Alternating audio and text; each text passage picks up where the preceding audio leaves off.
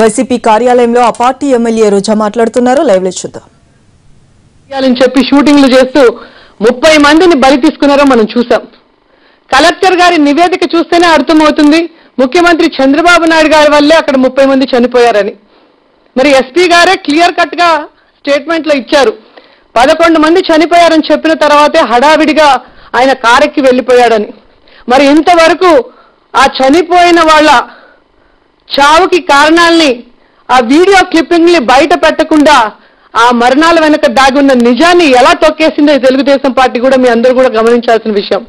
అంటే నోటు కేసులో చేసిన తప్పులు కప్పిపుచ్చుకోవడానికి పుష్కరాల్ని పబ్లిసిటీ చేసుకున్నారు.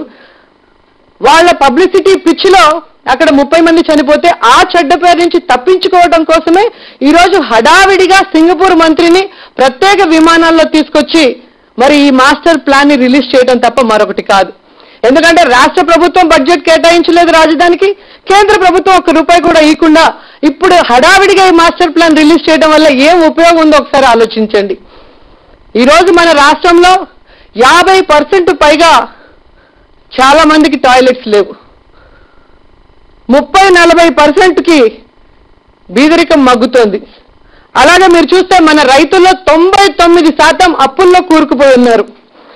అలాగే ఇప్పటికీ చూస్తే 30-40% నిరక్షరాస్యులు ఉన్నారు. అలాగే రోజు సంపాదన 300 కూడా లేని కుటుంబాలు కనీసం 30% ఉంది.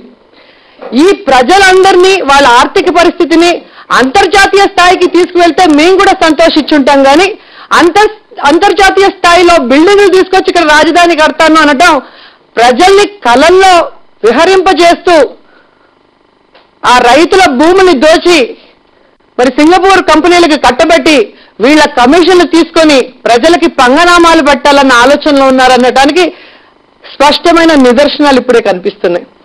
ఎందుకంటే సింగపూర్ కంపెనీ మాకు ఫ్రీగా చేసింది అంటున్నారు.